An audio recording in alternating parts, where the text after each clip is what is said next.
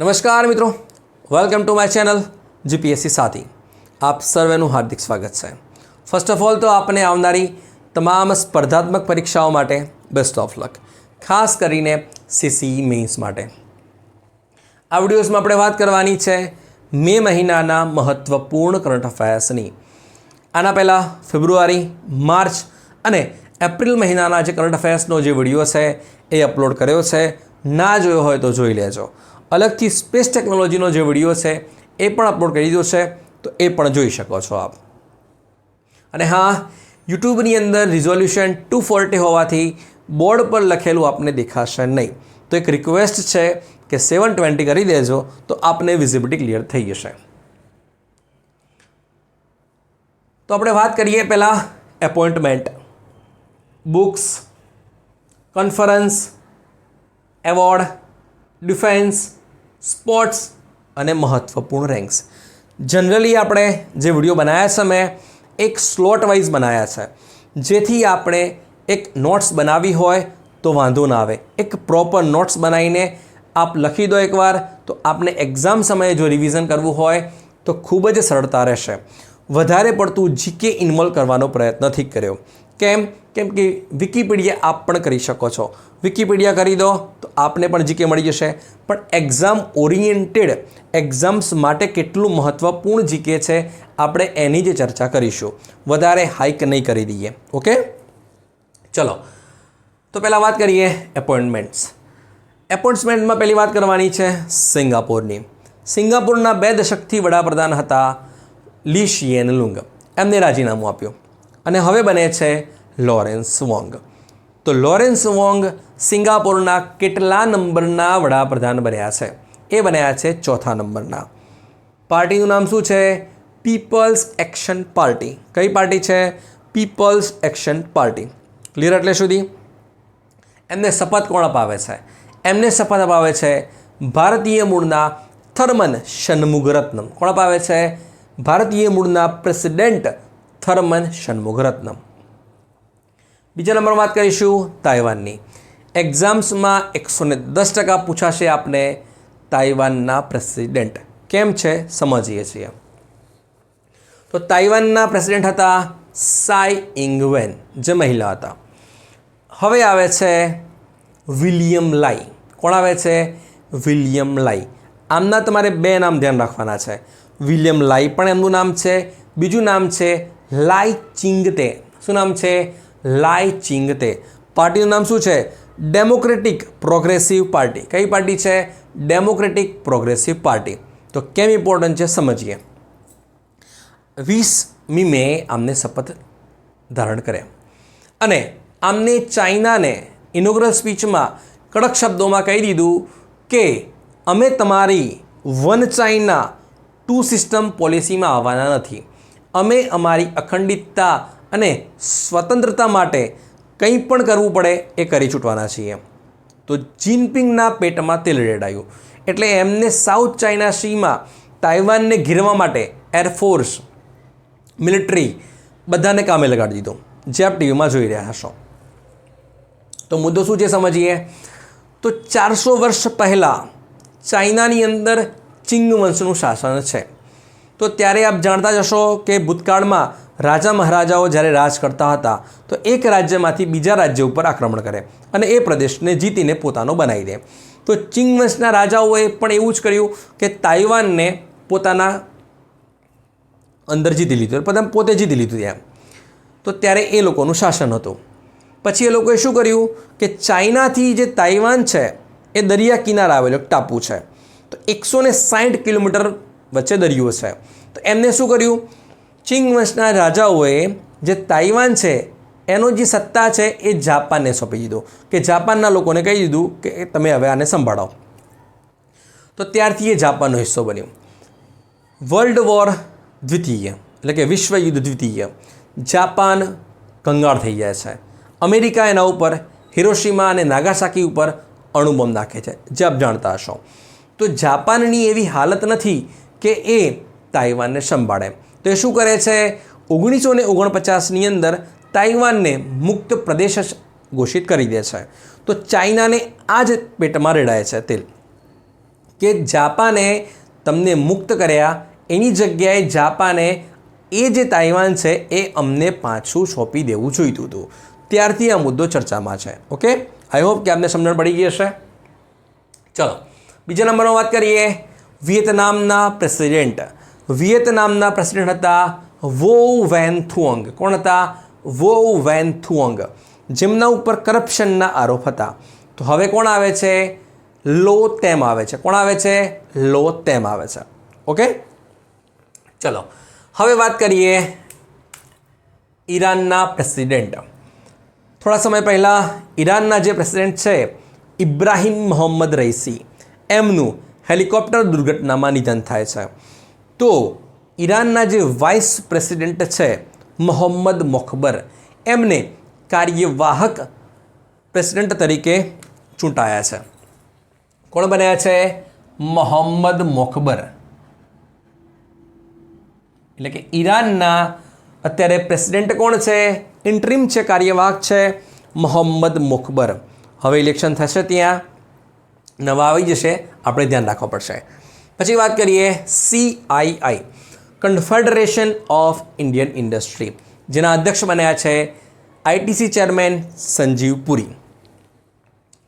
NAFED, National Agriculture Cooperative Marketing Federation of India, એના અધ્યક્ષ બન્યા છે જેઠાભાઈ ભરવાડ. કોણ બન્યા છે? જેઠાભાઈ ભરવાડ. તો કોણ છે જેઠાભાઈ ભરવાડ? જેઠાભાઈ ભરવાડ એ આપણે ગુજરાત વિધાનસભાના ડેપ્યુટી સ્પીકર છે. તો સ્પીકર કોણ છે? શંકરભાઈ ચૌધરી. કોણ બન્યા છે? જેઠાભાઈ ભરવાડ. શહેરાના ધારાસભ્ય છે. DRDOના ચેરમેન છે સમીર વી કામત. કોણ છે? સમીર વી કામત. એમને હમણાં જ સરકારે 1 વર્ષ માટે એક્સટેન્શન આપ્યું છે સમીર વી કામતને.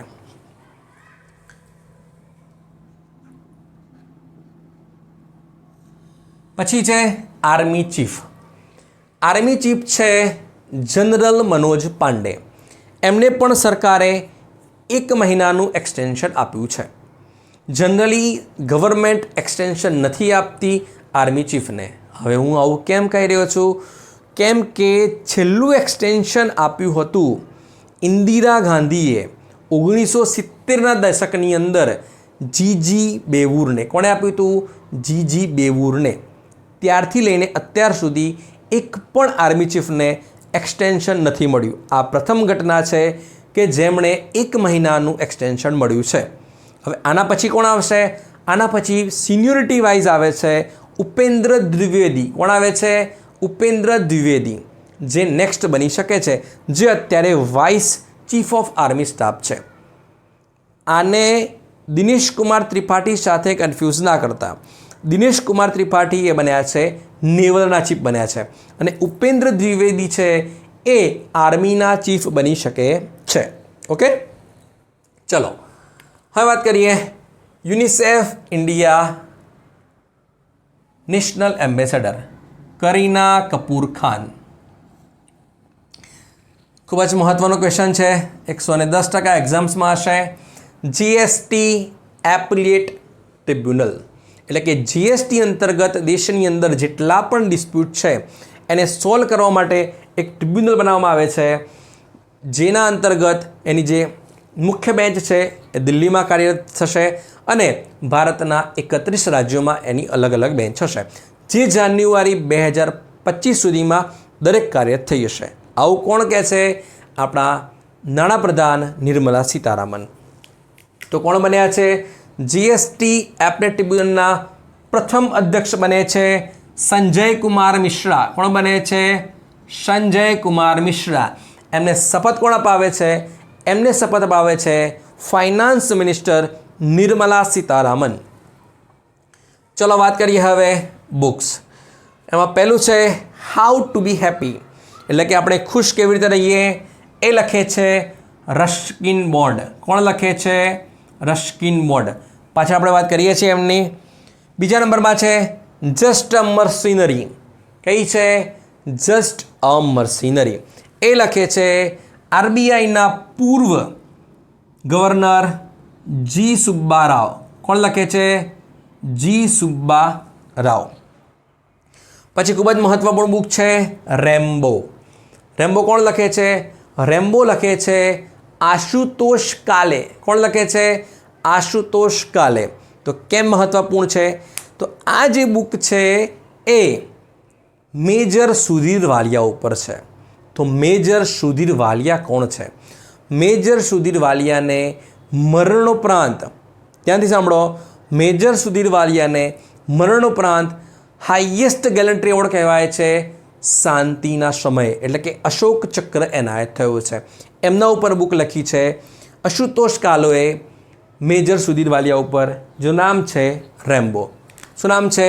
રેમ્બો. કોને લખી છે? આશુતોષ કાલે સુધીર વાલિયાના જીવન પર લખી છે, જેમને હાઈએસ્ટ ગેલેન્ટ્રી એવોર્ડ મળ્યો છે અશોક ચક્ર. તો જ્યારે શાંતિના સમયે જે ગેલેન્ટ્રી એવોર્ડ છે એમાં કેવી રીતે યાદ રાખીશું? એમાં હાઈએસ્ટ છે અશોક ચક્ર, પછી આવે છે કીર્તિ ચક્ર અને પછી આવશે શૌર્ય ચક્ર. તો જ્યારે વોર ટાઈમ કયા કયા છે? વોર ટાઈમ છે પરમવીર ચક્ર, મહાવીર ચક્ર અને વીર ચક્ર. આઈ રિપીટ, વોર ટાઈમ પૂછાય તો પરમવીર, મહાવીર અને વીર, અને પીસ ટાઈમ પૂછાય છે તો અશોક, કીર્તિ અને શૌર્ય. આઈ હોપ કે આપને ખ્યાલ આવી ગયો હશે. પછી વાત કરીએ the man who built tomorrow. તો બાયોગ્રાફી લખી છે પ્રિયા કુમાર અને જયરામ મેનને. પણ કોની લખી છે? એ લખી છે AM નાયક. તો AM નાયક કોણ છે? L&Tના ભૂતપૂર્વ ચેરમેન અથવા તો ફાઉન્ડર કહી દો એ. યાની કે the man who built tomorrow AM Naik પર છે. My beloved life Amitabh Kumar. Muqaddar ka Narendra. Modiji અત્યારે રોક મેમોરિયલમાં છે, મેડિટેશન કરી રહ્યા છે. તેમના પણ બુક લખી છે મુકદ્દર કા નરેન્દર કાવ્ય સંગ્રહ છે. કોણ લખે છે? અરવિંદ ચૌધરી. કોણ લખે છે? અરવિંદ ચૌધરી. હવે વાત કરીએ કાયરો. એક્ઝામ્સ માટે ખૂબ જ મહત્વપૂર્ણ છે. 110% આપને પૂછાશે. તો સમજીએ શું છે. તો આપે સાંભળ્યું હશે international Booker prize. Booker prize. તો જે કાયરો છે એને કયું પ્રાઇઝ મળ્યું છે? એમને મળ્યું છે ઇન્ટરનેશનલ બુકર પ્રાઇઝ. તો હવે ઇન્ટરનેશનલ છે, વર્ડ પર ફોકસ કરજો. ઇન્ટરનેશનલ યાની કે નોન ઇંગ્લિશમાં લખેલી કોઈ પણ નોવેલ એની આપવામાં આવે છે ઇન્ટરનેશનલ બુકર પ્રાઇઝ. તો હવે નોન ઇંગ્લિશ છે તો આ કઈ ભાષામાં લખી છે? આ છે એ જર્મન ભાષામાં છે. કઈ ભાષામાં છે? જર્મન ભાષાની બુક છે, જે લખે છે જેની એરપેનબેક. કોણ લખે છે? જેની એરપેનબેક. જર્મન ભાષાની બુક છે, જેની એરપેનબેક લખે છે કાયરો. તો હવે આને ટ્રાન્સલેટ તો કરવી પડશે, તો ઇન્ટરનેશનલ બુકર પ્રાઇઝ મળશે ને. તો ટ્રાન્સલેટ કોણ કરે છે? Michael Hofmann. કોણ કરે છે? Michael Hofmann. ટૂંક સમયમાં હવે બુકર પણ આવી જશે. કંઈ બાકી ના. ચલો હવે વાત કરીએ કોન્ફરન્સ. આ પોર્શનમાંથી 110% આપને ક્વેશ્ચન જોવા મળશે. બરાબર છે? તો ધ્યાન કરો. એમાં વાત કરીએ 19th United nation forum on forest. આના પહેલાં 18મી જે ફોરમ ઓન ફોરેસ્ટ છે એ યોજાઈ હતી ભારતમાં, દેહરાદૂનની અંદર. તો 19મી ક્યાં યોજાય છે? 19મી યોજાય છે ન્યૂયોર્કની અંદર. ક્યાં યોજાય છે? ન્યૂયોર્કની અંદર. એ પણ યુનાઇટેડ નેશનના હેડક્વાર્ટરમાં. તો શું હતું ચર્ચામાં? તો ત્યાં ભારતની તારીફ થઈ. શેની તારીફ થઈ? કે ભારત દુનિયાની અંદર ફોરેસ્ટ ગેઇન બાબતે 3જા નંબરમાં છે. કેટલા નંબરમાં છે? 3જા નંબરમાં. અને ભારતે પોતાની બાયોડાયવર્સિટી માટે જે કંઈ પણ ઇનિશિયેટિવ લીધા છે એની તારીફ થઈ. તો કયા કયા પ્રોજેક્ટ છે જે ભારતમાં ચાલી રહ્યા છે? 1 નંબરમાં છે પ્રોજેક્ટ ટાઈગર, કે જેના 50 વર્ષ થઈ ગયા. પ્રોજેક્ટ એલિફન્ટ, કે જેના 30 વર્ષ થઈ ગયા. અને ભારત અત્યારે ઇનિશિયેટિવ કરી રહ્યું છે ઇન્ટરનેશનલ બિગ કેટ અલાયન્સ, અને ગ્રીન ક્રેડિટ પ્રોગ્રામ પણ ભારત ચલાવી રહ્યું છે ક્લાઇમેટ ચેન્જ માટે. ઓકે, આ 4 મુદ્દાના કારણે ભારતની અહીંયા તારીફ થઈ છે, ધ્યાન રાખજો. પછી વાત કરીએ એઆઈ સેફ્ટી સમિટ. ગયા વર્ષે એઆઈ સેફ્ટી સમિટ યોજાઈ હતી યુકેના બ્લેચલી પાર્કમાં અને દરેક પરીક્ષાની અંદર આ હતી. કેમ કે આપ જાણતા હશો કે એઆઈના કારણે અત્યારે દુનિયાની અંદર કેટલા બધા પ્રોબ્લેમ ક્રિએટ થઈ ગયા છે. ઇવન આપણા ગૃહમંત્રીના પણ ડીપફેક વિડીયો આવી ગયા છે, આપણે જોયા હશે. રશ્મિકા મંદાનાના પણ ડીપફેક વિડીયો હશે. તો એઆઈના કારણે ખતરો પણ એટલો જ છે. યાની કે જેટલી સગવડ એટલી જ સામે અગવડ ઊભી થશે, જે આપણા વડીલો કહીને ગયા છે. તો જેટલો પણ આવિષ્કાર થશે તો એના પ્રોબ્લેમ્સ પણ આપણે ફેસ કરવા માટે તૈયાર રહેવું પડશે. તો એના ભાગરૂપે એઆઈ સેફ્ટી સમિટનું આયોજન કરવામાં આવ્યું હતું ગયા વર્ષે બ્રિટનની અંદર બ્લેચલી પાર્કમાં. તો આ વર્ષે એની સબ છે, મુખ્ય નથી, એ મેઇન હતી. તો એની સબ આયોજન થયું છે સિયોલમાં. ક્યાં આયોજન થયું છે? સિયોલમાં. 2023 યુકે બ્લેચલી પાર્ક, 2024 સિયોલની અંદર, જેનું સહ આયોજન કરે છે દક્ષિણ કોરિયા અને બ્રિટન બંને. પણ પ્રશ્ન એ છે આપણા માટે કે 2025માં ક્યાં થશે? તો 2025માં આયોજન થશે ફ્રાન્સમાં. ક્યાં થશે? ફ્રાન્સની અંદર. ખૂબ જ મહત્વનો છે. હવે વાત કરીએ 46મી ATCM. ધ્યાનથી સાંભળજો. 46મી એન્ટાર્કટિક ટ્રીટી કન્સલ્ટેટિવ મિટિંગનું આયોજન ક્યાં થયું છે? આ મિટિંગનું આયોજન થાય છે ભારતની અંદર. પણ ભારતમાં ક્યાં? ભારતમાં થાય છે કોચીમાં. ક્યાં થાય છે? કોચીમાં. તો શું ચર્ચા થઈ? સોલર સિસ્ટમની અંદર એકમાત્ર ગ્રહ એવો કે જ્યાં સજીવ સૃષ્ટિ અવેલેબલ છે, એટલે કે આપણું મધર અર્થ. બરાબર છે. તો અત્યારે આપણે રૂરલમાંથી અર્બન તરફ જઈ રહ્યા છીએ, મેટ્રોપોલિટન બાજુ જઈ રહ્યા છીએ, મેટ્રો સિટી કરી રહ્યા છીએ. આપણે ડેવલપમેન્ટ એટલું બધું કરી રહ્યા છીએ કે બાયોડાયવર્સિટીનું ના પૂછે વાત, એ રીતે આપણે કચ્ચરગણ કાઢીએ છીએ. એ આપ જાણતા હશો. તો એન્ટાર્કટિકની અંદર પણ ટુરિઝમ વધી રહ્યું છે. તો ભારત એવું કહી રહ્યું છે કે આપણે એન્ટાર્કટિકની અંદર જે ટુરિઝમ વધી રહ્યું છે એને કંટ્રોલ કરવા જોઈએ, એના માટે રૂલ્સ બનાવવા જોઈએ. તો આ વાત ત્યાં આપણે ભારતે રાખી છે. ઓકે. અને બીજી એક મહત્ત્વપૂર્ણ વાત જે ભારતે રાખી છે એ શું છે સમજીએ. તો આર્કટિકની અંદર આપણું રિસર્ચ સ્ટેશન છે, કયું છે? હિમાદ્રી. તો એન્ટાર્કટિકની અંદર આપણા રિસર્ચ સ્ટેશન કેટલા છે? 3 છે. કયા કયા? દક્ષિણ ગંગોત્રી, ભારતી અને મૈત્રી. આર્કટિક પૂછાય છે તો હિમાદ્રી. એન્ટાર્કટિક પૂછાય છે, દક્ષિણ ગંગોત્રી, ભારતી અને મૈત્રી. હવે ભારત એવું કહી રહ્યું છે કે એન્ટાર્કટિકની અંદર પણ અમારે નવું રિસર્ચ સ્ટેશન એસ્ટાબ્લિશ કરવું છે. તો આનો પ્રસ્તાવ રાખ્યો છે. જો આવશે, સફળ થઈ જશે તો નવું નામ તમારે યાદ રાખવું પડશે. પછી વાત કરીએ બ્રિક્સ સમિટ. ગયા વર્ષે બ્રિક્સનું જે આયોજન થયું હતું એ દક્ષિણ આફ્રિકામાં થયું હતું. આ વર્ષે બ્રિક્સનું જે પ્રેસિડેન્ટ છે એ છે રશિયા છે. અને હા, જો આપે જેટલી પણ ઇમ્પોર્ટન્ટ સમિટ છે એનો જે કોન્ફરન્સનો જે વિડીયો મારો ના જોયો હોય તો જોઈ લેજો. આપને કોન્ફરન્સની અંદર ક્યારેય આ વર્ષ સુધીમાં કોઈ પણ જાતનો પ્રોબ્લેમ થશે નહીં, જો કોઈ ચેન્જીસ થતા નથી તો. ઓકે. વિડીયો ડિસ્ક્રિપ્શનમાં હું આપી દઉં તમને, એ જોઈ લેજો. ચલો, 16મી બ્રિક્સ સમિટ, એનું આયોજન ક્યાં થવાનું છે? એનું આયોજન થવાનું છે રશિયાની અંદર. ક્યાં થશે? રશિયા. રશિયામાં પણ ક્યાં થશે? કઝાનમાં. 15મી ક્યાં યોજાઈ? દક્ષિણ આફ્રિકાની અંદર. તો જે બ્રિક્સ દેશો છે એ કેટલા છે? એ 5 છે. તો 6 બીજા એડ થયા છે. હા, કયા કયા થયા છે? Argentina, Iran, Egypt, Ethiopia, Saudi Arab અને UAE. પણ આર્જેન્ટિના પ્રેસિડેન્ટ છે ઝેવિયર મિલઈ, એમને ના પાડી કે અમે અત્યારે બ્રિક્સમાં જોડાશું નહીં. તો નવો દેશ છે. હમણાં જ રિસેન્ટલી એના વિદેશ મંત્રી એવી જાહેરાત કરી કે જો ભારત અમને સપોર્ટ કરે છે તો અમે બ્રિક્સમાં સામેલ થઈ શકશું. એટલે કે આપણી આશાએ બેઠેલો દેશ છે આ. તો કયો છે? એ છે શ્રીલંકા. કયો છે? શ્રીલંકા. એટલે અત્યારે બ્રિક્સમાં કેટલા દેશો છે? Brazil, Russia, India, China, south Africa 5 હતા. બીજા 5 થઈ ગયા છે આર્જેન્ટિનાને છોડીને. Iran, Egypt, UAE, Saudi Arab અને ઇથોપિયા. આર્જેન્ટિના નથી. મે બી શ્રીલંકા થઈ શકે છે આવનારા સમયની અંદર. પછી વાત કરીએ ગ્લોબલ પીસ સમિટ. જેવું ઇલેક્શન પૂરું થશે એવું જ આપણા વડાપ્રધાનનો જે વિદેશ કાર્યક્રમ છે એ જાહેર થઈ ગયો છે. તો મોદીજી પહેલાં જ ક્યાં જશે? મોદીજી પહેલાં જ જશે ઇટલીમાં. કેમ જશે?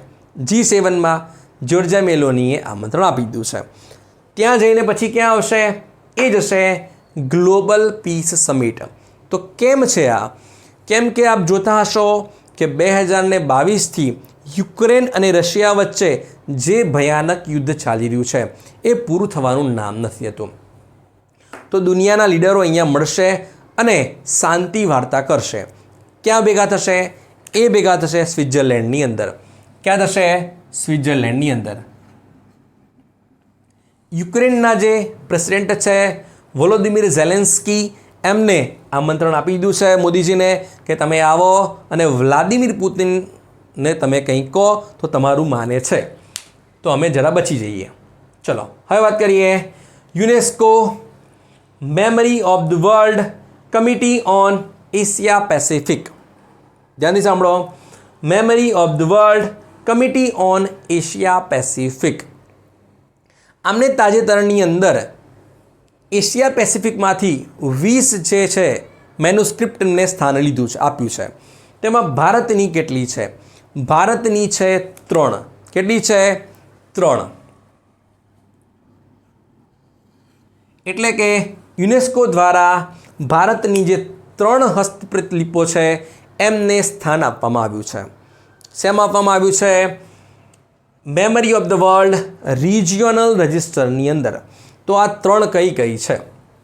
ધ્યાનથી સાંભળો. એક છે રામચરિતમાનસ, તુલસીદાસ દ્વારા લખેલ છે. બીજા નંબરમાં છે પંડિત વિષ્ણુ શર્મા દ્વારા લખેલ પંચતંત્ર. અને ત્રીજા નંબરમાં છે આચાર્ય આનંદવર્ધન દ્વારા લખેલી સહૃદયલોક લોકન. આઈ રિપીટ, તુલસીદાસ રામચરિતમાનસ, પંડિત વિષ્ણુ શર્મા પંચતંત્ર અને આચાર્ય આનંદવર્ધન દ્વારા લખેલ સહૃદયલોક લોકાના. ક્લિયર એટલે સુધી? ઓકે, ચલો. વર્લ્ડ હાઇડ્રોજન સમિટ 2024નું આયોજન ક્યાં થયું છે? હવે અહીંયા તમે કન્ફ્યુઝ થશો. કેમ કે જો આપને પૂછાય છે કે વર્લ્ડ, ધ્યાનથી સાંભળો, વર્લ્ડ એનર્જી સમિટનું આયોજન ક્યાં થયું? તો એનો જવાબ છે રોટરડેમ. પછી પૂછાય કે વર્લ્ડ ન્યુક્લિયર એનર્જી સમિટનું આયોજન ક્યાં થયું? તો એ થાય છે વિયેનામાં થાય છે. પણ અહીંયા કઈ છે? હાઇડ્રોજન સમિટ છે જેનું આયોજન થાય છે ક્યાં થાય છે? હાઇડ્રોજનમાંથી આપણે શું મેળવીશું? એનર્જી. તો જે જગ્યાએ એનર્જી સમિટ થઈ છે ત્યાં જ હાઇડ્રોજન સમિટનું આયોજન થાય છે, યાની કે રોટરડેમ નેધરલેન્ડની અંદર. ક્લિયર એટલે સુધી? તો ભારતનું કઈ ઇનિશિયેટિવ છે હાઇડ્રોજન માટે? યસ, નેશનલ હાઇડ્રોજન મિશન, જેના અંતર્ગત 2030 સુધી ભારતે, ધ્યાનથી સાંભળજો, નેશનલ હાઇડ્રોજન મિશન અંતર્ગત ભારતે 2030 સુધીમાં per year 5 million metric ton હાઇડ્રોજનનું ઉત્પાદન કરવાનું લક્ષ્ય રાખેલું છે. જો આપણે આપણા પંચમૃત એક્શન પ્લાન અંતર્ગત એજન્ડા ક્લિયર કરવા હોય તો ઓપ્શનમાં આપણે ધ્યાન રાખવાનું છે 5 મિલિયન મેટ્રિક ટન છે, એટલે કે 50 lakh metric ton. 5 metric ton નહીં, મતલબ કે 50 લાખ મેટ્રિક ટન, એટલે કે 5 મિલિયન, એટલે કે 1 મિલિયન એટલે કે 50 લાખ, 10 લાખ, તો 5 મિલિયન કેટલા થશે? 50 લાખ મેટ્રિક ટન. ઓપ્શનમાં કન્ફ્યુઝ ના થતા. બરાબર છે? ચલો પછી વાત કરીએ વર્લ્ડ ઇન્ટેલેક્ચુઅલ પ્રોપર્ટી ઓર્ગેનાઇઝેશન મિટિંગનું આયોજન ક્યાં થયું છે? આનું આયોજન થાય છે જીનેવાની અંદર. ક્યાં થયું છે? જીનેવાની અંદર. જીનેવા ક્યાં છે? સ્વિટ્ઝરલેન્ડમાં. વર્લ્ડ ઇન્ટેલેક્ચુઅલ પ્રોપર્ટી ઓર્ગેનાઇઝેશનના ડીજી છે ડેરેન ટેંગ અને એનું હેડક્વાર્ટર પણ ક્યાં છે? જીનેવાની અંદર છે. શું છે સમજીએ.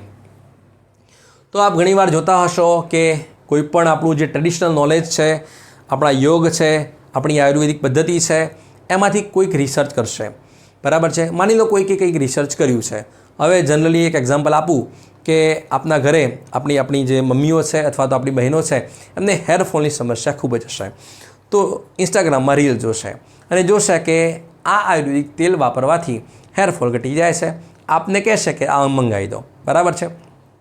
તો આપણે ઓર્ડર કરી દો, મંગાવી લીધો. હવે એ તેલ ઘરે આવી ગયું, પણ શું એ ખાતરી છે કે એ જે તેલ છે જે કંપનીએ વેચ્યું છે તો એની જ બાય પ્રોડક્ટ છે અથવા તો એને જ એનું રિસર્ચ કર્યું છે, એની શોધ એને કરી છે? ખ્યાલ આવે છે ને મારી વાત તમને? તો બસ આના ઉપર આપણે એક ટ્રીટી સાઇન થઈ છે. શેના ઉપર? એટલે કે ઇન્ટેલેક્ચ્યુઅલ પ્રોપર્ટી, જેનેટિક રિસોર્સ અને એસોસિએટેડ ટ્રેડિશનલ નોલેજ. ધ્યાનથી સાંભળો, ઇન્ટેલેક્ચ્યુઅલ પ્રોપર્ટી, જેનેટિક રિસોર્સ અને એસોસિએટેડ ટ્રેડિશનલ નોલેજ. યાની કે જ્યારે કોઈ પણ વસ્તુનું રિસર્ચ થશે આ ત્રણમાંથી, તો તમારે કન્ટ્રી ઓફ ઓરિજિન અને ઇન્ડિજિનસ પીપલ, તો કોઈ પણ જ્યારે આના રાઇટ્સ લેવા જશે ઇન્ટેલેક્ચ્યુઅલ પ્રોપર્ટી માટે, તો એને પહેલાં શું કરાવવું પડશે કે આ કન્ટ્રી ઓફ ઓરિજિન કયા દેશની ઉત્પાદ છે અથવા તો એ જે ઉત્પાદન છે એ કઈ જાતિ દ્વારા ઉત્પાદિત થયેલું છે એ એમને ફરજિયાત કહેવું પડશે. ઓકે, સમજી ગયા? તો ચલો, તો વર્લ્ડ ઇન્ટેલેક્ચ્યુઅલ પ્રોપર્ટી મિટિંગનું આયોજન ક્યાં થાય છે? જીનેવા. હવે વાત કરીએ 77 કેન્સ ફિલ્મ ફેસ્ટિવલ. આમ તો જનરલી ઓસ્કારમાંથી ક્વેશ્ચન આવતા હોય છે, એ પણ ભારતીય કોઈ જીતે ત્યારે. કેન્સમાંથી અત્યાર સુધી એક પણ ક્વેશ્ચન નથી આવ્યા, પણ આ વખતે ભારતનું પરફોર્મન્સ ધી બેસ્ટ છે. ધ્યાનથી સમજી લેજો, નોટ્સ બનાવી લેજો, તો આપણે વાંધો નહીં આવે. ક્વેશ્ચન આવશે તો આટલામાંથી જ આવશે, આના સિવાય નહીં આવે. ઓકે, તો ધ્યાનથી સમજો. હવે સમજાવું તમને. તો પહેલાં તો 77મો કેન્સ એનું આયોજન થાય છે ફ્રાન્સની અંદર. ક્લિયર? એટલે સુધી આયોજન ક્યાં થયું? ફ્રાન્સની અંદર. એડિશન કેટલામું છે? 77મું. હવે સમજો, તો એમાં હાઈએસ્ટ એવોર્ડ છે એને કહેવાય છે પામ ડિયોર. એટલે કે એક વર્ષ દરમિયાન જે કોઈ પણ મૂવી છે એનું બેસ્ટ હોય તો એને મળશે પામ ડિયોર, બરાબર છે. બીજા નંબરમાં મળશે ગ્રાન્ડ પ્રિક્સ. કયો મળશે? Grand prix. પછી મળશે લા સિનેફ. એ અલગ કેટેગરી છે, આ બંને અલગ છે, ધ્યાન રાખજો. આ એક અલગ કેટેગરી છે, લા સિનેફ અલગ સેક્શન છે, બરાબર. પછી છે બેસ્ટ એક્ટ્રેસ અને પિયરે એન્જિનિક્સ. ક્લિયર? એટલે સુધી તમને આઈ રિપીટ, પામ ડિયોર અને ગ્રાન્ડ પ્રિક્સ, જે મૂવી ધ બેસ્ટ છે એને આપવામાં આવે. એમાં પણ સર્વોચ્ચ હોય તો પામ ડિયોર અને બીજા નંબરમાં પૂછાય તો ગ્રાન્ડ પ્રિક્સ. પછી કયો છે? લા સિનેફ. એ અલગ સેક્શન છે. પછી તો તમને ખ્યાલ આવી ગયું, બેસ્ટ એક્ટ્રેસ અને પિયરે એન્જિનિક્સ. ઓકે, હવે શરૂઆત કરીએ. તો જે પામ ડિયોર એવોર્ડ છે એમાં ભારતની કોઈ મૂવી નોમિનેટ હતી? એમાં ભારત તરફથી નોમિનેટ હતી પાયલ કાપડિયાની all we imagine as light. કઈ હતી? પાયલ કાપડિયાની મૂવી છે all we imagine as light, જે નોમિનેટ થાય છે પામ ડિયોર, પણ મળતો નથી. પાયલ કાપડિયાની મૂવી છે all we imagine as light, એ નોમિનેટ થઈ છે Palme d'Or. I repeat, resolution change કરી દેજો, ક્લિયર દેખાઈ જશે. પામ ડિયોર મળ્યો નહીં, તો એમને કયો મળ્યો? એ સેકન્ડ નંબરનો મળ્યો છે પાયલ કાપડિયાને. ઓકે, મૂવી કઈ? All we imagine as light. Clear? એટલે સુધી ચલો હવે વાત કરીએ લા સિનેફ. એક અલગ સેક્શન છે, એની વાત કરીએ.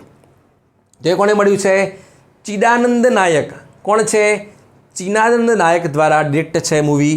એનું નામ છે sunflower were the first one to know. કઈ છે? Sunflower were the first one to know. કોની છે? ચિદાનંદ નાયક. ઓકે, હવે પાયલ કાપડિયાની જે મૂવી છે એ કઈ છે? એ મલયાલમ છે. કઈ છે? મલયાલમ. ચિદાનંદ નાયકની કઈ છે? એ છે કન્નડા. કઈ છે? કન્નડ ભાષાની છે. ક્લિયર? એટલે સુધી Payal Kapadia all we imagine as light Malayalam, Chidananda Naik sunflower were the first one to know Kannada ભાષામાં છે. લા સિનેફ કેટેગરીમાં હાઈએસ્ટ એવોર્ડ મળ્યો એટલે કે આ મળી ગયો છે, પહેલો જ મળી ગયો છે, બરાબર. હવે વાત કરીએ બેસ્ટ એક્ટ્રેસ. હવે તમે અહીંયા કન્ફ્યુઝ થશો. કેમ? હવે તમને ડાયરેક્ટ જો પૂછી લે છે કે બેસ્ટ એક્ટ્રેસ તરીકે કોણ છે, તો એ અંશુયા સેનગુપ્તા ના લખતા. પણ જો આપને પૂછાય છે કે અંશુયા સેનગુપ્તાને કઈ કેટેગરીમાં મળ્યું છે, એક સેક્શન છે જેનું નામ છે, હા, અંશુયા સેનગુપ્તા છે એને મળ્યો છે અનરિગાર્ડ સેક્શનમાં. કયો મળ્યો છે? અનરિગાર્ડ સેક્શનની અંદર. ક્લિયર? એટલે સુધી બેસ્ટ એક્ટ્રેસ તરીકે કોણ છે? અંશુયા સેનગુપ્તા, જેને મળ્યો છે અનરિગાર્ડ સેક્શનની અંદર. ઓકે, તો કઈ મૂવીમાં? મૂવી પણ હશે ને, તો એ મૂવી છે ધ સેમલેસ. કઈ છે? ધ સેમલેસ. આના ડિરેક્ટર કોણ છે? હવે ભારતીય છે, મૂવી પણ ભારતીય બની છે, તો ડિરેક્ટર પણ ભારતીય છે. હા, એવું જરૂરી નથી. એ ડિરેક્ટર છે બલ્ગેરિયન છે. ઓકે, ચલો પછી વાત કરીએ પિયરે એન્જિનિક્સ. એટલે કે આ એવોર્ડ મળ્યો છે સંતોષ સિવનને. કોને મળ્યો છે? સંતોષ સિવન. સંતોષ સિવન એ પ્રથમ એશિયન સિનેમેટોગ્રાફર છે. ફર્સ્ટ એશિયન સિનેમેટોગ્રાફર છે જેને આ એવોર્ડ મળ્યો છે. ક્લિયર? એટલે સુધી. ઓકે, ચલો આઈ રિપીટ, ફરી રિપીટ કરી લઈએ. પામ ડિયોર માટે નોમિનેટ હતી પણ મળી ગયો છે ગ્રાન્ડ પ્રિક્સ. પાયલ કાપડિયાને Malayalam movie all we imagine is light. La Cinef Chidananda Naik sunflower were the first one to know. Best actress Anasuya Sengupta અનરિગાર્ડ સેક્શનની અંદર. પિયરે એન્જિનેક્સ સંતોષ સિવનને મળ્યો છે, જે પ્રથમ વ્યક્તિ બન્યા છે એશિયાના જેને આ એવોર્ડ મળ્યો છે. ક્લિયર? એટલે સુધી ડન છે. ક્વેશ્ચન આવશે આટલા આવશે, તો પણ હજુ આપણે બીજા જોઈ લઈએ. ચલો, તો સ્ક્રીનિંગમાં કઈ મૂવી હતી? એ હતી મંથન 1976ની. બરાબર છે. તો 1994ની અંદર પણ એક મૂવી ગઈ હતી સ્વહમ, પણ મળ્યો નહોતો. બરાબર છે. આ બે મૂવી ધ્યાન રાખો. પછી છે 1946, એટલે કે આપણને આઝાદી મળી એના પહેલાંની જે મૂવી છે, કઈ છે? નીચા નગર. બરાબર છે. એને મળે છે પામ ડિયોર. 1946ને પૂછાશે નહીં, પણ ધ્યાન રાખજો. બરાબર? ચલો, ચેતન આનંદની મૂવી છે નીચાનગર, એને મળ્યો હતો, પણ આઝાદી પહેલાં છે. અત્યારે આવશે તો આટલામાંથી જ આવશે. ચલો હવે વાત કરીએ ફિફ્થ બિમસ્ટેક, જેનું આયોજન થાય છે 2022ની અંદર શ્રીલંકાની અંદર. ઓકે, હવે શ્રીલંકામાં થયું હતું, તો આપણે અત્યારે કેમ વાત કરી રહ્યા છીએ? કેમ કે 2022ની અંદર બિમસ્ટેકની અધ્યક્ષતા હતી શ્રીલંકાની જોડે. ત્યારે એમની પ્રેસિડેન્સી હતી. ત્યારે એક ચાર્ટર મતલબ કે બધા સમક્ષ મૂક્યું અને સાઇન કર્યું. આઈ રિપીટ, ધ્યાનથી સાંભળજો કે બિમસ્ટેક ચાર્ટર મૂક્યું અને દરેક દેશોએ સાઇન કર્યું. રેટિફાઈ કર્યું નથી. ઓકે, ધ્યાન રાખજો. સાઇન કર્યું, લાગુ કર્યું નથી. ઓકે, એન્ફોર્સ લાગુ નથી કર્યું, ખાલી સાઇન કર્યું હતું. બરાબર છે. તો 5મી બિમસ્ટેક સમિટ યોજાઈ હતી શ્રીલંકાની અંદર વર્ચ્યુઅલી, જેના અંદર બિમસ્ટેક ચાર્ટર લાગુ કર્યું નહોતું, ખાલી સાઇન કર્યું હતું. તો હવે એક દેશ છે બિમસ્ટેકનો જે અત્યારે ચાર્ટરને રેટિફાઈ કરે છે. એ દેશ કયો છે? એ દેશ છે નેપાલ. કયો છે? નેપાલ. યાની કે હવે બિમસ્ટેક ચાર્ટર છે એ કમ્પ્લીટ લાગુ થઈ ગયું છે. આઈ રિપીટ કે બિમસ્ટેક ચાર્ટરને છેલ્લે રેટિફાઈ કરવાવાળો દેશ છે નેપાલ. હવે ચાર્ટર લાગુ પડી ગયું છે. બરાબર છે. તો શું કરવાનું છે? તો હવે જે આપણે બિમસ્ટેક દેશો છે એના વચ્ચે કોઓપરેશન હવે વધ્યું છે. એટલે કે ટોપિક્સ છે અલગ અલગની અંદર, તો એ પ્રમાણે આપણે વધારશું. બરાબર છે. તો ચલો, બિમસ્ટેકની અંદર કેટલા દેશો છે?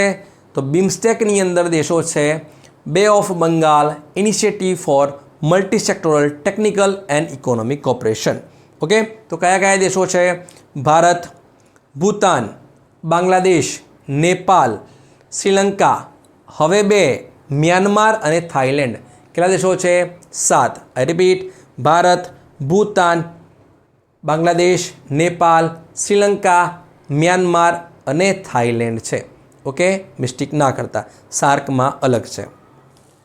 ચલો, હવે અત્યારે પ્રેસિડેન્સી કોના જોડે છે? અત્યારે છે થાઈલેન્ડના જોડે. ઓકે, કોના જોડે છે? થાઈલેન્ડના જોડે. એટલા માટે જ કહું છું કે કોન્ફરન્સનો વિડીયો જરૂરથી જોજો, આપને કોઈ પણ જાતનો ડાઉટ રહેશે નહીં. તો બિમ્સ્ટેકના સેક્રેટરી જનરલ કોણ છે? એ છે ઇન્દ્રમણી પાંડે, જે મૂળ ભારતીય છે, હમણાં જ ભારત આવ્યા હતા. ઓકે, તો બિમ્સ્ટેકનું હેડક્વાર્ટર ક્યાં છે? એનું હેડક્વાર્ટર છે ઢાકાની અંદર. સાર્કનું ક્યાં છે? નેપાળના કાઠમંડુની અંદર. ચલો હવે આપણે રેટિફાઈની વાત કરીએ છીએ. તો ઇન્ટરનેશનલ સોલર અલાયન્સનો 99મો સભ્ય બન્યો છે. કોણ બન્યો છે? એ બન્યો છે સ્પેન. કોણ બન્યું છે? સ્પેન. હવે અહીંયા સમજો, એટલા માટે હું અહીંયા ચર્ચા કરતો હતો કે સાઇન કરવું અને રેટિફાઈ કરવું બંને અલગ છે. તો જે ઇન્ટરનેશનલ સોલર અલાયન્સ છે, જેનું હેડક્વાર્ટર છે ગુરુગ્રામની અંદર, એના અંદર ફ્રેમવર્કની અંદર સાઇન કર્યા છે 116 દેશોએ. પણ રેટિફાઈ કરવું એટલે કે એ દેશ પોતાની સંસદની અંદર પ્રસ્તાવ રાખશે, પ્રસ્તાવ પાસ થશે અને પછી થાય છે રેટિફાઈ. યાની કે 99મો સભ્ય કોણ બન્યો છે આઈએસએનો? એ બનશે સ્પેન. કોણ બન્યો છે? સ્પેન. પેડ્રો સાન્ચેઝ. ચલો ઓકે, કંઈ બાકી હવે આમાં? ના. હવે વાત કરીએ એવોર્ડ્સમાં. અને હા, જો કંઈ બાકી રહી જાય તો કમેન્ટ જરૂરથી કરજો. ઓકે, ચલો હવે વાત કરીએ એવોર્ડ્સની. તો પહેલો છે સાહિત્ય એકેડમી ફેલોશિપ એવોર્ડ 2024. એ કોને મળ્યો છે? એ મળ્યો છે હાઉ ટુ બી હેપી, જે બુક લખી છે એ વ્યક્તિને, એટલે કે રસ્કિન બોન્ડ. નામ રસ્કિન બોન્ડ છે, કોઈ વિદેશી વ્યક્તિ નથી. હિમાચલ પ્રદેશની અંદર જન્મ થયેલો છે. ઇંગ્લિશ નોવેલ રાઇટર છે. ઓકે, ધ્યાન રાખજો. હવે વાત કરીએ ખૂબ જ મહત્ત્વપૂર્ણ award, United nation military gender advocate of the year. કોને આપવામાં આવ્યો છે? એ આપવામાં આવ્યો છે ભારતીય મેજર રાધિકા સેનને. કોને આપવામાં આવ્યો છે? રાધિકા સેન. તો ક્યાં ફરજ બજાવતા હતા? એ ફરજ બજાવતા હતા કોંગોની અંદર. એટલે કે યુનાઇટેડ નેશન્સ છે એ જે દેશોની અંદર પરિસ્થિતિ ખૂબ જ ખરાબ છે, ક્રિટિકલ છે, ત્યાં શાંતિદૂતો મોકલે છે. ઓકે, તો એનું વિશેષ દિન મનાવવામાં આવે છે international day of peace keeping. યાની કે કઈ તારીખે મનાવવામાં આવે છે? એ મનાવવામાં આવે છે 30મી મેના રોજ. એ દિવસે જ આપવામાં આવ્યો છે, એટલે કે 2 દિવસ પહેલાં. હવે પ્રશ્ન એ છે કે શું રાધિકા સેન છે એ પ્રથમ ભારતીય છે કે જેને આ એવોર્ડ આપવામાં આવ્યો છે અથવા તો આ સન્માન આપવામાં આવ્યું છે?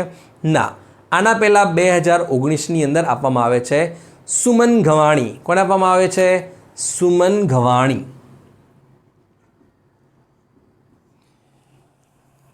પછી વાત કરીએ વ્હિટલી ગોલ્ડ એવોર્ડ. એ મળે છે આસામની મહિલા છે પૂર્ણિમા દેવી બર્મન. પૂર્ણિમા દેવી બર્મન, જે ત્યાં હરગીલા પક્ષીને બચાવવા માટે એક આર્મી બનાવે છે, હરગીલા આર્મી. એના સંરક્ષણ માટે કામ કરે છે, એટલા માટે આપવામાં આવ્યો છે. પછી વાત કરીએ પુલિત્ઝર પ્રાઇઝ. પુલિત્ઝર પ્રાઇઝ આપવામાં આવે છે પત્રકારિતા માટે, એટલે કે જર્નાલિઝમ માટે. તો કોને મળ્યો છે 2024નો? ન્યૂયોર્ક ટાઈમ્સ અને ર્યુટર્સ. કોને મળ્યો છે? અને અન્ય વ્યક્તિને મળ્યો છે, પણ એ રશિયાનો છે, એ આપણા માટે મહત્ત્વનું નથી. તો તમને પૂછાય કે પુલિત્ઝર પ્રાઇઝ છે એ કયા ક્ષેત્રમાં આપવામાં આવે છે? તો એ આપવામાં આવે છે પત્રકારિતા માટે. ઓકે, ચલો હવે વાત કરીએ ગોલ્ડમેન એન્વાયરમેન્ટલ પ્રાઇઝ 2024. આપે નોબેલ સાંભળ્યું હશે, જે ઓક્ટોબરમાં આવશે, બરાબર છે. ગણિતનો નોબેલ ફ્રાન્સના વ્યક્તિ માઇકલ તાલાગ્રાન્ડને મળ્યો છે એબલ પ્રાઇઝ. કમ્પ્યુટર ક્ષેત્રનો નોબેલ ટ્યુરિંગ પ્રાઇઝ એ મળ્યો છે ઇઝરાયલના વ્યક્તિ એવી વિગ્ડરસન. તો પર્યાવરણનો નોબેલ છે એ કોને મળ્યો છે? એ ઘણા બધા વ્યક્તિઓ છે, પણ ઇન્ક્લુડ થયા છે ભારતીય વ્યક્તિ આલોક શુક્લા. કોણ છે? આલોક શુક્લા.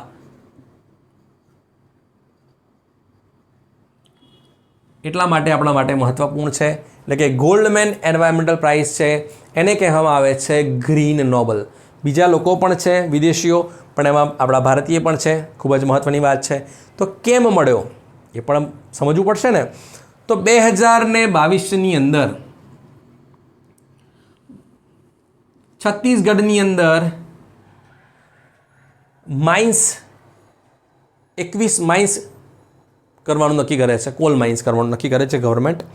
તો આ વિરોધ કરે છે કે આ માઇન્સ એસ્ટાબ્લિશ કરવાથી પર્યાવરણને ખૂબ જ નુકસાન થશે. એટલે સરકાર સામે કેમ્પેન ચલાવે છે. એટલે સરકાર ફાઇનલી ના પાડે છે કે હવે આપણે માઇન્સ નહીં કરીએ, એટલા માટે આપવામાં આવે છે. પછી વાત કરીએ ડિફેન્સ. ડિફેન્સમાં પહેલો છે રેડ ફ્લેગ 2024. અને હા, ડિફેન્સનો પણ વિડીયો ના જોયો હોય તો જોઈ લેજો. તો આપણે ડિફેન્સમાં પણ ક્યારેય કોઈ પણ જાતની પ્રોબ્લેમ નહીં રહે. ડિફેન્સમાં જનરલી ક્વેશ્ચન આવતા હોય છે કે કયા દેશ સાથે યુદ્ધ અભ્યાસ કરીએ છીએ એ જ. અને વધારે જો ટફ હોય તો લોકેશન પૂછશે, એનાથી ટફ હશે તો એડિશન પૂછશે, આનાથી વધારે નહીં. ચલો, રેડ ફ્લેગનું આયોજન તાજેતરમાં કયા દેશ દ્વારા કરવામાં આવે છે? જેમાં આપણી એરફોર્સ ગઈ છે, એનું આયોજન કરવામાં આવ્યું છે એટલાન્ટા યુએસની અંદર. ક્યાં કરે છે, કોણ કરે છે આનું આયોજન? રેડ ફ્લેગ 2024નું આયોજન કરે છે અમેરિકા. 7મો શક્તિ કોના જોડે યોજાયો? ભારત અને ફ્રાન્સ વચ્ચે. ક્યાં યોજાયો? ઉમરોઈમાં. ઉમરોઈ ક્યાં છે? મેઘાલયની અંદર. ઓકે, ચલો હવે વાત કરીએ ફુજિયાન. આપણે પૂછી દે તાજેતરમાં ચર્ચામાં રહેલ ફુજિયાન શું છે? તો આ છે એ એરક્રાફ્ટ કેરિયર છે. કોનું છે? ચાઇનાનું જ છે, આપને ખ્યાલ આવી ગયો. પણ કેટલા નંબરનું? તો આ છે એ 3જા નંબરનું છે, જેના સી ટ્રાયલ અત્યારે ચાઇના કરી રહ્યું છે. તો ચાઇના જોડે બીજા 2 છે, એ છે લિયાઓનિંગ. કયું છે? લિયાઓનિંગ. બીજું છે સેન્ડોંગ. અને ત્રીજું અત્યારે છે ફુજિયાન. એ અત્યારે સી ટ્રાયલ ચાલે છે. ઓકે, હવે એને કાઉન્ટર કરવા માટે આપણી પાસે પણ એરક્રાફ્ટ કરિયર હોવા જોઈએ. તો પ્રશ્ન એ છે કે આપણી પાસે એરક્રાફ્ટ કરિયર કેટલા છે? નોટ્સ બનાવી લેજો, હું બોલું છું એ. ઓકે, તો ચલો સમજાવું તમને. તો વર્ષ 1961ની અંદર આપણે બ્રિટન પાસેથી લઈએ છીએ HMS હર્ક્યુલસ, જેનું આપણે નામકરણ કર્યું છે INS વિક્રાંત. શું કર્યું? INS વિક્રાંત, જે આપણને 1971ની ઇન્ડો પાક વોરમાં કામ લાગ્યું. જેને આપણે ડીકમિશન કર્યું 1997માં. ઓકે, 1961માં બ્રિટન પાસેથી લીધું HMS હર્ક્યુલસ, જેને આપણે ડીકમિશન કર્યું 1997માં. ક્લિયર? એટલે સુધી 1987માં HMS હર્ક્યુલસ લીધું આપણે સેમ બ્રિટન પાસેથી, જેનું નામ આપણે રાખ્યું INS વિરાટ. શું નામ રાખ્યું? INS વિરાટ, જેને આપણે ડીકમિશન કર્યું 2017માં. તો કંઈ વધ્યું જ નહીં આપણી જોડે, બધા ડીકમિશન કરી નાખ્યા 17માં?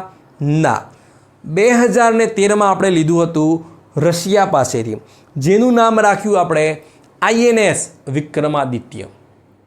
ઓકે, તો આ તો બીજા દેશો પાસેથી લઈએ છીએ, તો આપણે જાતે કંઈ બનાવવું જ નહીં?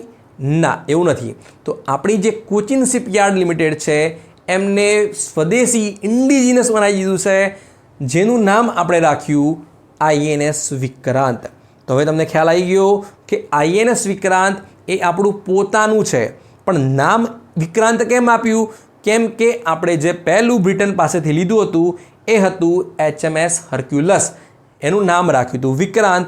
એની યાદમાં આપણે આનું પણ નામ શું રાખ્યું છે? INS વિક્રાંત. અને બીજું કયું છે? 2013માં લીધેલું INS વિક્રમાદિત્ય. એટલે આપણી જોડે કેટલા છે? 2. તો આપણા ડિફેન્સ મિનિસ્ટર રાજનાથસિંહે કહી દીધું છે કે હવે આપણે 3જું પણ બનાવીશું, 4થું પણ બનાવીશું અને ગોઝ ઓન કરીશું આપણે હવે. બરાબર? ક્લિયર? એટલે સુધી ખ્યાલ આવી ગયો છે, આઈ હોપ. ચલો હવે વાત કરીએ ક્લોરોપિક્રીન. પૂછાય આપણને તાજેતરમાં ચર્ચામાં રહેલ ક્લોરોપિક્રીન એ શું છે? તો એ શું છે?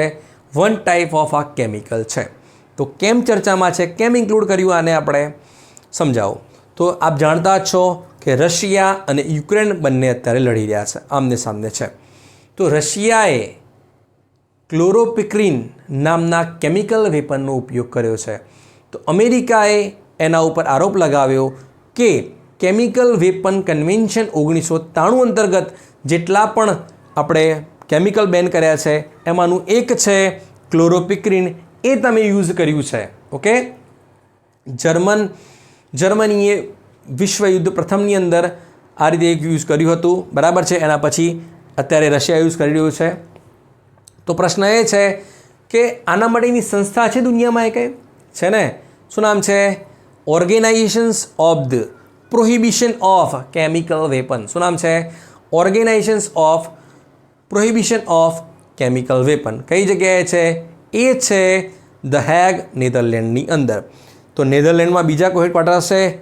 યસ, જે એક્ઝામ્સમાં આવવાની શક્યતા છે. કેમ? ઇન્ટરનેશનલ કોર્ટ ઓફ જસ્ટિસ અને બીજું છે ઇન્ટરનેશનલ ક્રિમિનલ કોર્ટ. ઓકે, તો બંને અત્યારે બેન્જામિન નેતન્યાહુ સામે પડવાની તૈયારીમાં છે, એટલે કે અરેસ્ટ વોરંટ કરવાની તૈયારીમાં છે. ઓકે, જે રીતે આઈસીસીએ વ્લાદિમીર પુતિન સામે અરેસ્ટ વોરંટ રાખ્યું છે એ રીતે બીબી સામે પણ થઈ શકે છે આ વસ્તુ. ઓકે, પણ અમેરિકાનું અત્યારે બેકઅપ છે નેતન્યાહુને, તો મે બી કદાચ ના થઈ શકે. ચલો હવે વાત કરીએ કેટલાક વોલ્કેનો છે જે ચર્ચામાં છે. તો છે મેરાપી, સુમેરુ અને ઈબુ. કઈ જગ્યાએ છે? એ થયા છે ઇન્ડોનેશિયાની અંદર. અને એક એડ કરી દેજો અહીંયા માઉન્ટ રૂઆંગ. કયો છે? માઉન્ટ રૂઆંગ. આપ જીસીઆરટી અથવા એનસીઆરટીમાં કરતા હશો સ્ટ્રોમ્બોલી, વિસુવિયસ અથવા તો ક્રાકાટાઓ, અગુંગ, બરાબર છે. તો આ કેટલાક નવા લેટેસ્ટ છે, એક્ઝામ્સમાં આવવાની શક્યતા છે એટલા માટે એડ કર્યા છે. પછી છે માઉન્ટ વિલારિકા. એ કઈ જગ્યાએ થયો છે? એ થયો છે ચીલેમાં. કઈ જગ્યાએ? ચીલેમાં. અને એક્ઝામ્સ માટે one of the most important છે ડોર્મન્ટ વોલ્કેનો. કયો છે?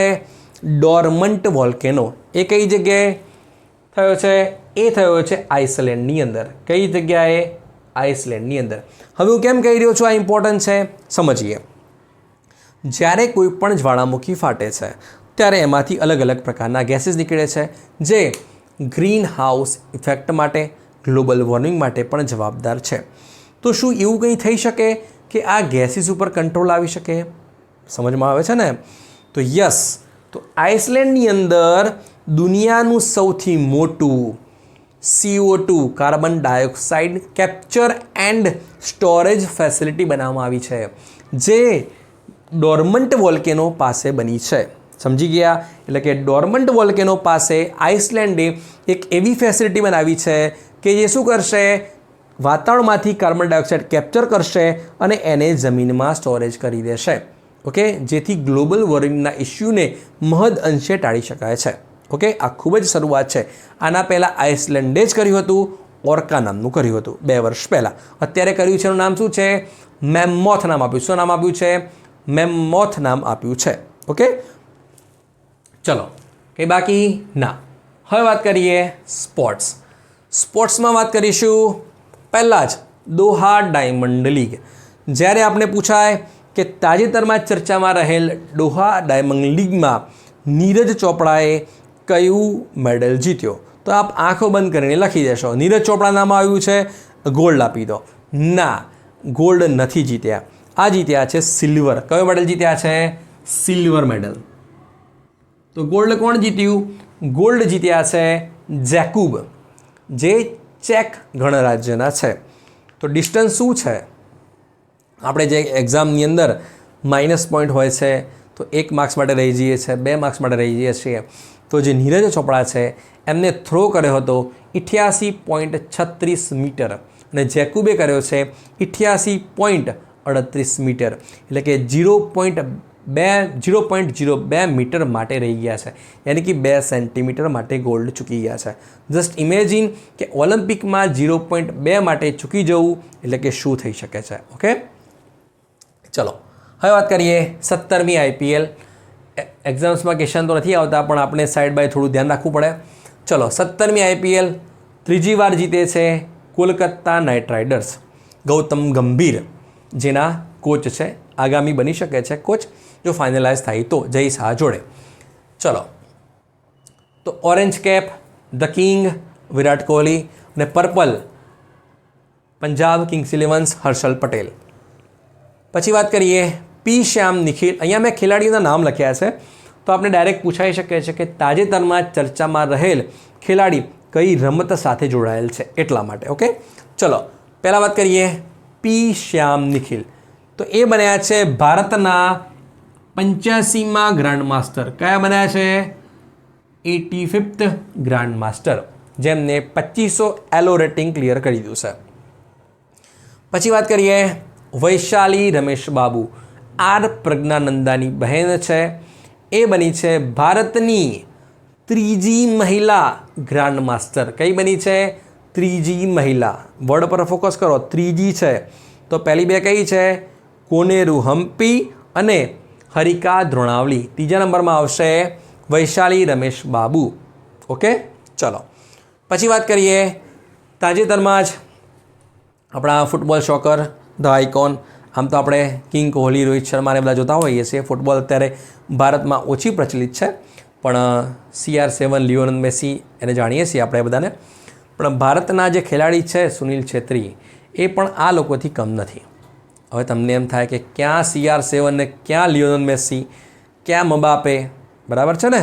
તો હવે CR7 સામે આનું શું આવે એવું લાગે ને ખેલાડીને, પણ ના, દુનિયાની અંદર ઇન્ટરનેશનલ ગોલ બાબતે જો સૌથી વધુ કર્યા હોય ને તો CR7, લિયોનેલ મેસી, પછી ત્રીજા નંબરે આવે છે સુનિલ છેત્રી. ઓકે, એટલે કમ નથી, બરાબર છે? તો સુનિલ છેત્રીએ કેટલા કર્યા છે? 94. કેટલા કર્યા છે? 94. હવે કુવૈત સામેની જે ક્વોલિફાયર મેચ છે ફિફા માટેની, એ છેલ્લી છે એમની, અને પછી એ શું કરશે? રિટાયરમેન્ટ લઈ લેશે.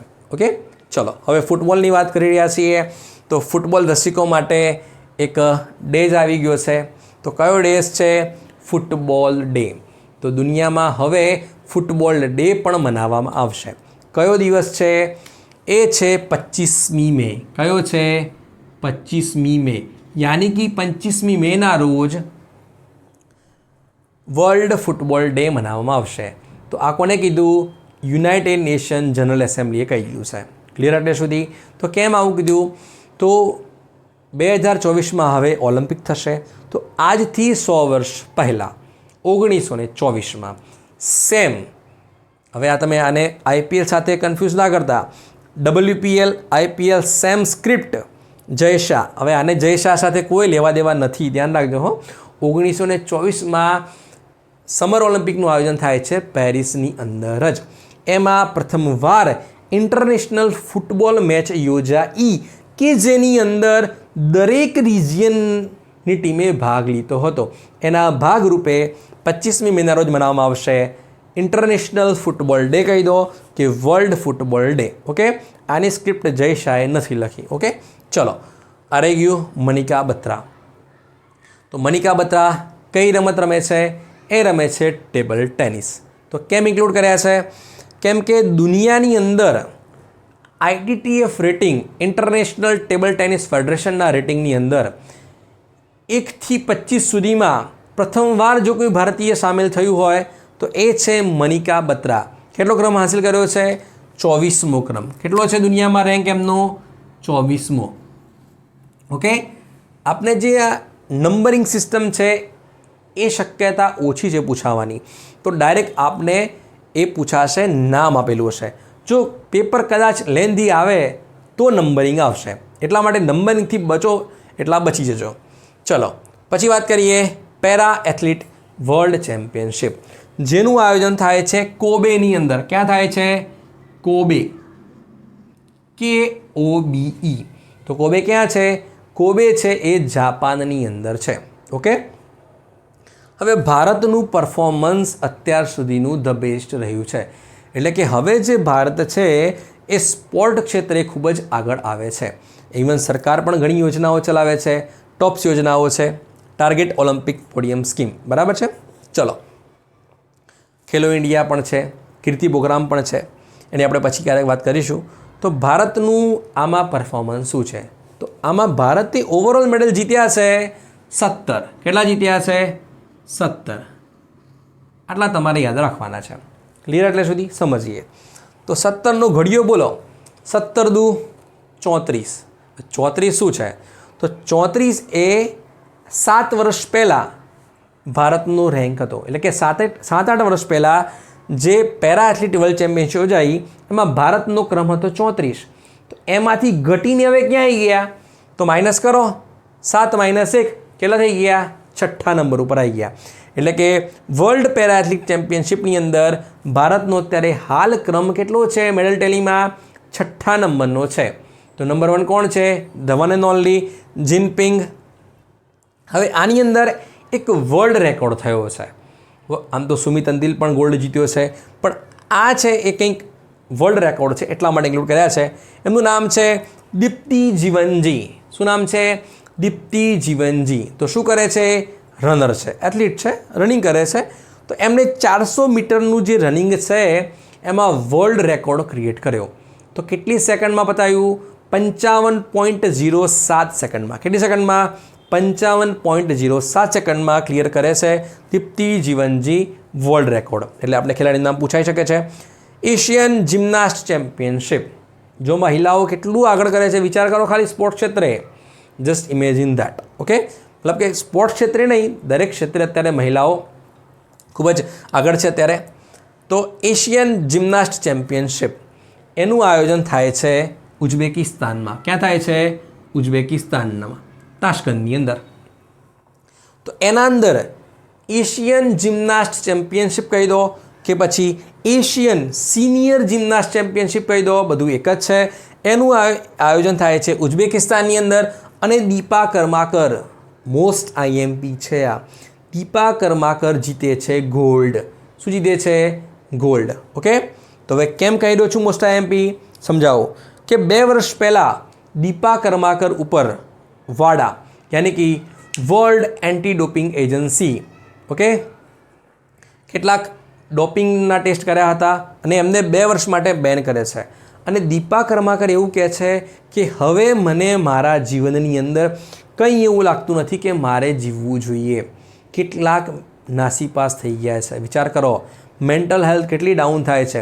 જે રીતે અત્યારે હાર્દિક પંડ્યાની સ્થિતિ છે ઓકે, પણ એવું નથી હોતું. સ્પોર્ટ્સ ક્ષેત્રે ખેલાડી મેન્ટલ હેલ્થના ઇસ્યુ બને છે, પણ જ્યારે એ કમબેક કરે છે તો one and only the best performance આપે છે. એનું એક્ઝામ્પલ છે yes Mohammad Shami. Okay, king Kohli એક સમયે મેન્ટલ હેલ્થના પણ પેશન્ટ હતા, પણ અત્યારે ધ બેસ્ટ છે કિંગ કોહલી અને મોહમ્મદ શામી. તો એવું જ જે પરફોર્મન્સ આપ્યું છે દીપા કર્માકર, જે શું જીતે છે? ગોલ્ડ જીતે છે, જે જિમ્નાસ્ટ છે. હવે વાત કરીએ વુમન્સ વર્લ્ડ કપ 2027. ફૂટબોલનો વર્લ્ડ કપ છે. એનું આયોજન ક્યાં થવાનું છે? એટલે કે વુમન્સ વર્લ્ડ કપનું આયોજન થશે બ્રાઝિલની અંદર. ક્યાં થશે? બ્રાઝિલની અંદર. ચલો હવે વાત કરીએ ઇન્ડેક્સ. 2 જ ઇન્ડેક્સ છે આ મહિનામાં. કયા છે? Travel and tourism development index. કયો છે? Travel and tourism development index. તો હવે ઇન્ડેક્સ આપે છે કોણ? તો ઓપ્શનમાં નંબર 1 પર જ હશે આપણને વર્લ્ડ ટુરિઝમ ઓર્ગેનાઇઝેશન. આપે ટિક કરી દીધું. ઘરે આવીને આન્સર કીજો એ ખોટું પડી ગયું. ઓકે, થશે ને આવું? તો એ આપે છે વર્લ્ડ ઇકોનોમિક ફોરમ. કોણ આપે છે? વર્લ્ડ ઇકોનોમિક ફોરમ, જેનું હેડક્વાર્ટર છે કોલોન જીનેવાની અંદર. જેના પ્રેસિડેન્ટ ગણી લો, અધ્યક્ષ કરી લો, ફાઉન્ડર ગણી લો, એ છે ક્લોસ શ્વાબ. કોણ છે? ક્લોસ શ્વાબ. તો એમણે તાજેતરમાં જ એક્ઝિક્યુટિવ મેમ્બરમાંથી રાજીનામું આપ્યું છે. એટલે કે નવા ચેરમેન આવશે એ આપણે કરવા પડશે વર્લ્ડ ઇકોનોમિક ફોરમના. ઓકે, ચલો હવે વાત કરીએ રેન્ક. તો 2021માં રેન્ક કેટલો હતો ભારતનો? એ હતો 54મો. તો ભારત 15 પાયદાન ઊંચું આવે છે. એટલે કેટલો રેન્ક છે અત્યારે? એ છે 39મો. કેટલો છે? 39મો. Number 1 US, number 2 Spain. તમારે નંબર 1 અને 2 બંને કરવાના છે. આપ સેન્ટ્રલ ગવર્મેન્ટની એક્ઝામ જોશો એમાં હવે પ્રથમ નંબરનું જનરલી પૂછતા નથી, તો આપણે બીજા નંબરના પણ ધ્યાન રાખશું અને છેલ્લા નંબરના પણ. ઓકે, ચલો નેક્સ્ટ જોઈએ છીએ. હવે વાત કરીએ વર્લ્ડ પ્રેસ ફ્રીડમ ઇન્ડેક્સ 2024. ખૂબ જ મહત્ત્વપૂર્ણ ઇન્ડેક્સ છે. કોઈપણ દેશની અંદર જે મીડિયા છે અથવા તો જર્નાલિસ્ટ છે એ કેટલા મુક્ત છે રિપોર્ટિંગ માટે એ દર્શાવતો આ જે ઇન્ડેક્સ છે. ઓકે, આપ જોતા હશો રાજકોટની અંદર અત્યારે જે રીતે ટીઆરપી ગેમ ઝોનની અંદર 30થી વધારે લોકોના મૃત્યુ થઈ ગયા છે, ખૂબ જ દુઃખની વાત છે. આઈ હોપ કે સરકાર હવે આમાંથી બોધપાઠ લે અને જલ્દી એક્શનમાં આવે, આના જે મૂળ લોકો સુધી પહોંચે અને એક્શન લે. ઓકે, કેમ આવું કહી રહ્યો છું? કેમ કે આપણને યાદ છે સુરતનો તક્ષશિલા યાદ છે, મોરબીનો બ્રિજ યાદ છે, કાંકરિયાનું રાઇટ્સ યાદ છે, વડોદરાનું હરણી તલાવ યાદ છે. આ બધી ઘટનાઓ બની તો એના પાછળના જે મૂળભૂત લોકો જવાબદાર હતા એ ક્યાંક ને ક્યાંક અત્યારે ભાગી ગયા છે. સરકાર એક્શન નથી લઈ રહી. તો આશા રાખીએ કે ટીઆરપી ગેમ ઝોનની અંદર જે ઘટના બની છે તો એમાં પણ સરકાર સખ્તાઈ અજમાવે. ના કે હા, સરકાર એક્શનમાં છે અત્યારે, પણ કોના ઉપર એક્શનમાં છે? સરકાર એક્શનમાં છે એ મધ્યમ લોકો ઉપર. મધ્યમ લોકો જે અત્યારે ધંધો કરી રહ્યા છે, એ ગામડામાં હોય કે અમદાવાદની અંદર હોય, એમના ઉપર સરકારી બાબુ અત્યારે તવાઈ કરશે. ઓકે, તો સરકારને એટલું જણાવવું પડશે કે હવે તમારે મોટી માછલીઓને પકડવી પડશે, ના કે આવા નાના મધ્યમ લોકોને હેરાન કરો. હવે ચલો બેક ટુ ટોપિક આવી જઈએ. વર્લ્ડ પ્રેસ ફ્રીડમ ઇન્ડેક્સ, એમાં ભારતનો ક્રમ છે 159. કેટલો છે? 159. તો 2023માં કેટલો હતો? 161. તો 2 પાયદાનનો સુધારો થયો છે. કેટલો થયો છે? 2 પાયદાનનો સુધારો થયો છે. તો સારું નથી રેન્ક, આઈ હોપ કે ઇમ્પ્રૂવ થશે હવે. ચલો, તો નંબર 1 કોણ છે? નોર્વે. પછી છે ડેનમાર્ક અને છેલ્લા નંબરમાં છે ઇરિટ્રિયા. કયો છે? ઇરિટ્રિયા. ધ્યાન રાખજો, સુડાન નથી, અફઘાનિસ્તાન નથી, આ છે ઇરિટ્રિયા છે. ઓકે, તો છેલ્લો પૂછાવાની શક્યતા છે. હવે પ્રશ્ન છે કે વર્લ્ડ પ્રેસ ફ્રીડમ ઇન્ડેક્સ છે એ રિલીઝ કોણ કરે છે? એ રિલીઝ કરે છે રિપોર્ટર્સ વિધાઉટ બોર્ડર્સ નામનું ઓર્ગેનાઇઝેશન્સ કરે છે, જેનું હેડક્વાર્ટર છે પેરિસમાં. કોણ કરે છે? રિપોર્ટર્સ વિધાઉટ બોર્ડર, જેનું હેડક્વાર્ટર છે પેરિસની અંદર. ઓકે, તો આ હતું આપણું મે મહિનાનું મહત્ત્વપૂર્ણ કરંટ અફેર્સ. આઈ હોપ કે આપને ખૂબ જ કામ લાગશે. વન્સ અગેન એકવાર જોઈ લેજો બોર્ડ ઉપર. આમાંનો જો એક પણ ક્વેશ્ચન બાકી હોય આપને અને કંઈક બાકી રહી ગયું હોય મારાથી, તો એક કમેન્ટ કરી દેજો મને, હું નેક્સ્ટ વિડીયોમાં સુધારી લઈશ. કન્ટેન્ટ વાઇઝ લગભગ ક્યાંય કોઈ ભૂલ નથી, પણ જો આપને લાગે કે ભૂલ રહી ગઈ છે તો પણ મેન્શન કરી દેજો. નેક્સ્ટ વિડીયોમાં આપણે સુધારી લઈશું અને આનો બીજો વિડીયો ટૂંક સમયમાં આવી જશે. એમાં આપણે વાત કરીશું મહત્ત્વના ડિસ્પ્યુટ્સ અને સ્પેસ ટેકનોલોજીની. ઓકે, તો મળીએ છીએ નવા વિડીયોમાં. જય હિન્દ, જય ભારત.